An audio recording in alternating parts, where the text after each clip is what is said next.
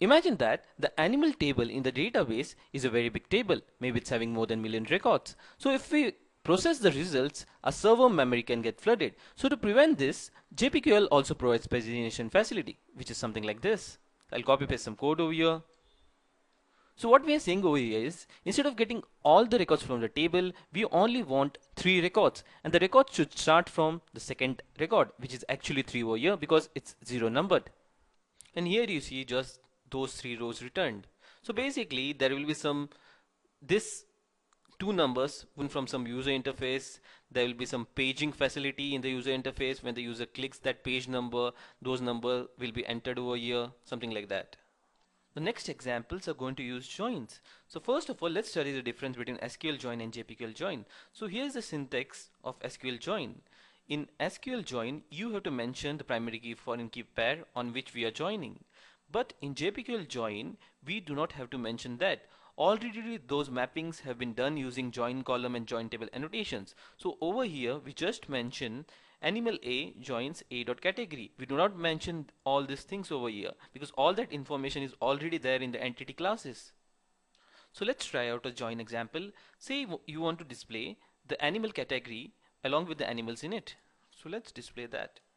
Select, let's see, C from category C, join what? C dot animals. Okay, and we'll mention A over here.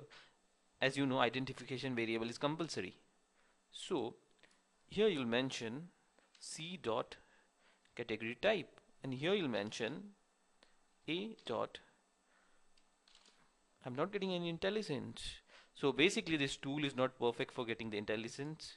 So basically I want the type of the animal. So I can use type over here. Okay. See these are the things we have to mention. We do not have to mention the column or the actual table mappings. Okay. We have to mention the entity fields. And run this example. And here is the output. Let's reframe this query in the more simpler form. We actually didn't have to mention the join over here. So let's just reframe this query.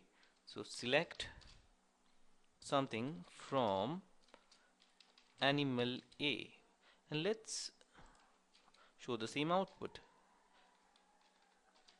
Animal type and animal category, right? So what you see over here is we are navigating the association field. So basically you can navigate only the single valued association from A to category. You cannot navigate something like a collection valued association like this, food items. Okay, this is not valid. You can only navigate through single valued association like this, category dot category type. So let's save and run this example. And here's the output, which is same as before, but without using a explicit join. The join is implicit when we move from A to category. So as you saw, we didn't have to specify the join notation when we are navigating through a single valued association. But when we are navigating through a collection valued association like animal with food items, we do have to mention the join notation. So let's see a collection valued navigation. Okay, select something from animal A, join A dot. So we are navigating to the food items, which is a collection value field F. Okay, so let's display the animal with its related food items type, comma, F dot, not getting an intelligence, go to the food item table, see what you want to display. I want to display the name. Okay, name, save and run the program. And here's the output. Now let's say we have to display the animals for which food items haven't been assigned. So in this case we can use a outer join. So the syntax is similar to what you use in SQL.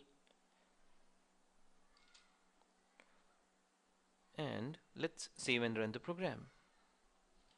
and here's the output.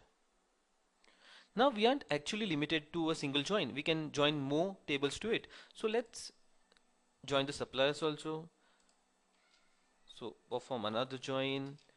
Now this time again I'm not getting IntelliSense, so let me go to the food items table. The field name is supplier. Copy this, paste it over here, and the mandatory identification variable. So this time I want to show the animal, but I want to show the supplier, animal and the supplier, not the food item. So go to the supplier table. I want to show supplier name.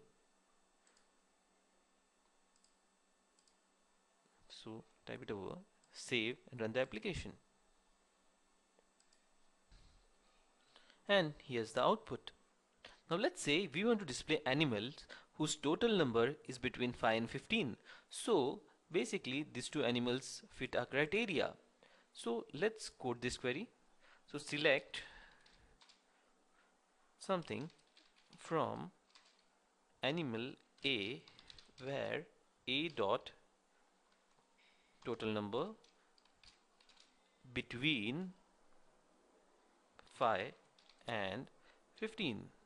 Okay, and let's display the type and A dot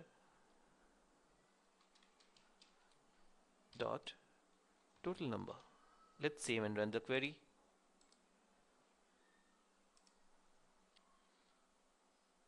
And here's the output.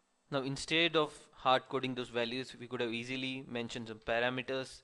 We can use named parameters. So let's mention those parameters, lower, and let's make this upper.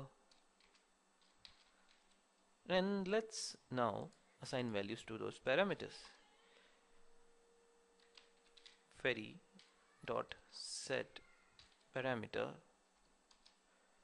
The first parameter is lower, the value is 5, and query dot set parameter